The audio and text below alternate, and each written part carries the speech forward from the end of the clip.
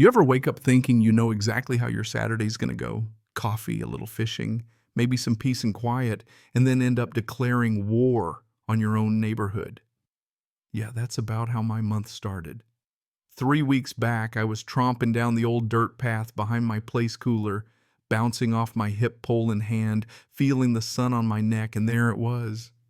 Some brand new wrought iron gate welded smack in the middle of the trail like it had been dropped there by aliens. Big ugly sign too, private access. Residents with HOA permit only. And right then, I swear the fish weren't the only things about to get hooked.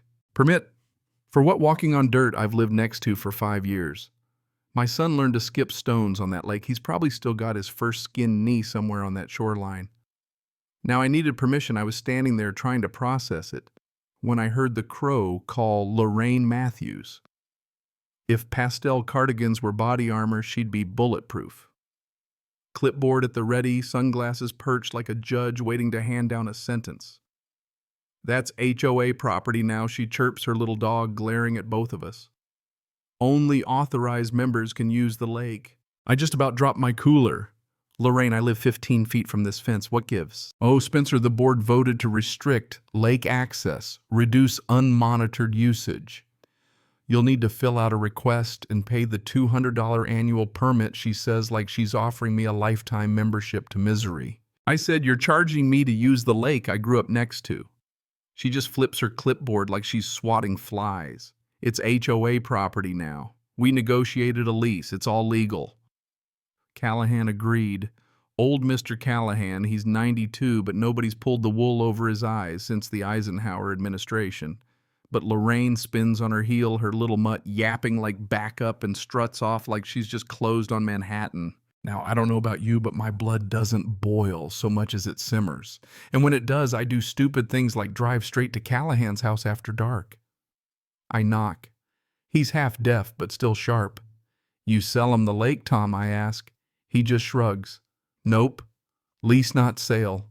Easier for me, keeps him off my back. They pay a bit, who cares? I say, what if someone wanted to buy it? He looks at me hard. You want it that bad? My son learned to swim there, I tell him. I'm not letting someone with a clipboard fence it off. He laughs. All right, son, let me dig out the paperwork. 2 days later, I own the lake, every muddy inch shoreline, and the trails Lorraine liked to march. Paid in full. No mortgage, no games, just a clean deed and a pile of my savings that suddenly felt like the best money I ever spent. By Monday, I've got a sign staked next to their shiny gate private property. No trespassing. Bigger, shinier, and best part, actually backed by law. Didn't remove their gate. Didn't even touch their sign. Just let it look puny next to mine. Filed a cease and desist against the HOA. The next 2 days, I barely slept. Knock on my door. Brandon Hayes, the HOA's treasurer, shows up looking like he's late for a tax audit. We'd like to resolve this amicably, he says, manila folder trembling in his hands.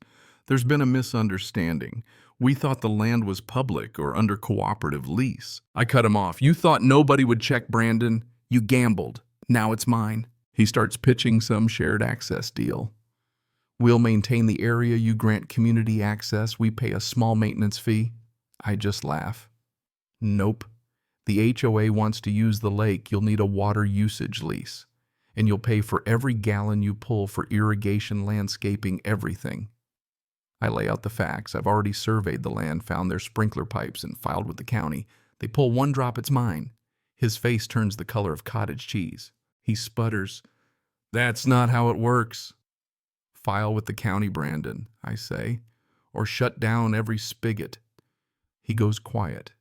I hand him my lease proposal, $2,000 a month for water rights, no recreational use. Any violation, I'll see him in court. Lorraine's not going to like this, he whispers.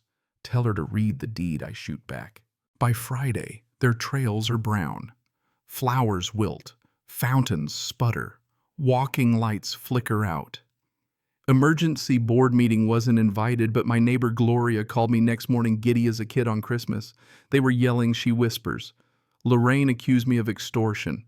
Tried to fence off my backyard. You couldn't write better TV. Turns out they'd been listing lake access in their sales materials for years, websites, brochures, even real estate ads. I file a complaint with the local real estate board for false advertising, send over screenshots, the deed, everything.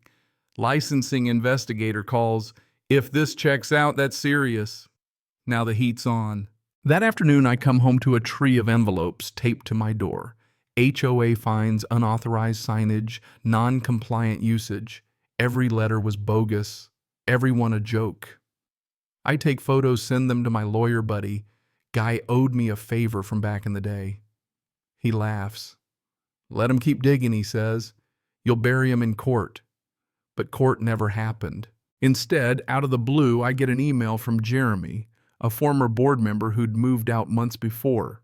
He'd been lurking in the HOA Facebook group and sends me a bombshell, a memo laying out Lorraine's secret plan to lease, then buy the lake through a shell LLC run by her husband's law firm. And get this, they'd raised $30,000 in special assessments from neighbors supposedly for clubhouse renovations. Turns out it was for Lorraine's land grab. I shoot that memo off to my lawyer in the county fraud squad. 4 days later, the HOA gets subpoenaed. Lorraine had registered the lease under a dummy company using her cousin's address in Phoenix. The county froze the HOA's funds. Lorraine got arrested for embezzlement and wire fraud. Board members resigned like rats off a sinking ship. Neighbors were furious, not at me, but at the folks who'd been bleeding them dry while pretending to care about flower beds and mailbox paint. The HOA dissolved in a unanimous vote. The gate came down, the signs disappeared, the trails reopened by my permission now. And I couldn't resist putting up a new sign, private property. Former HOA board need not apply. The next month felt like stepping out from under a cloud. Folks who'd never said a word before stopped by, brought pie, waved from their porches. The fear was gone. But Lorraine's mess was just the tip. As the county dug into her dummy companies, they found fake invoices for landscaping kickbacks through her niece's business. A forensic accountant called me in, said I was the only one with a clean title.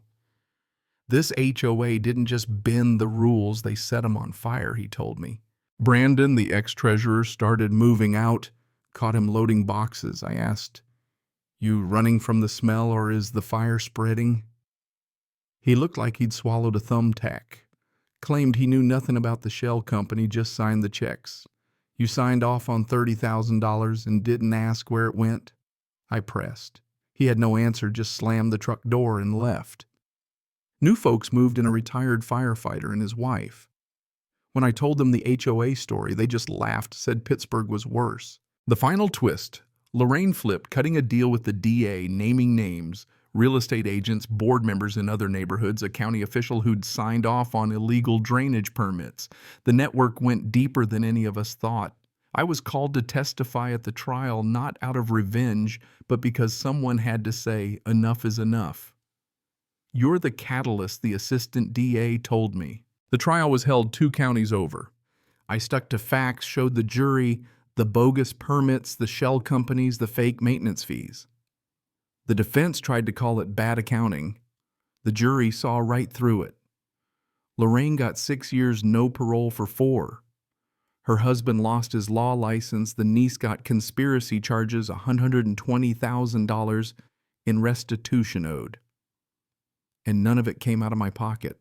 The neighborhood free from the HOA started running itself. Folks organized cookouts, neighborhood watch, even strung lights for holidays because they wanted to, not because they'd get fined. I kept the lake private, but opened it on weekends by permission. No fees, just respect. Kids fished, couples picnicked, and not once did I have to revoke access. Then a letter from the state certificate of recognition thanking me for restoring transparency to residential governance. I hung it in the garage right next to my fishing rods. Gloria stopped by, lemonade in hand, said she used to think I was just the grumpy guy yelling at squirrels. I told her I am the grumpy guy who yells at squirrels. She grinned. "Yeah, but you saved this place from turning into a swamp of bureaucracy." She asked if I was running for mayor. "Not a chance," I said. "Too much paperwork." Thought it was over. Then a detective shows up, says the HOA forged zoning permits to lay illegal drainage pipes, dumped herbicides in the woods to save money. Whole thing's a felony, ties back to Lorraine. More charges, more cleanup. The county paid for lake restoration since the HOA had lied in public filings. When the lake reopened, fish and birds came back. So did the turtles. Everything finally felt right. Got asked to speak at a town hall in a district thinking of forming their own HOA. I wore jeans, told my story straight, how a locked gate, a fake lease, and $30,000 in beautification fees nearly poisoned a kid in a lake. I told them HOAs don't start corrupt. They rot slow, one unchecked signature at a time. Afterward, folks lined up to ask how to spot fraud, how to protect their own land. Back home, we had a real community again.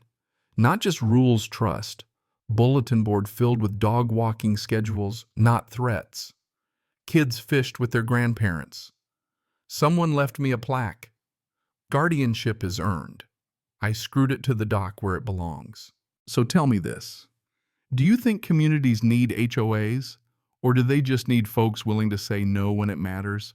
Drop your thoughts below. Share your own stories, especially if you've tangled with an HOA or fought for your land. Justice is never easy, but when it finally lands, you hear it for years.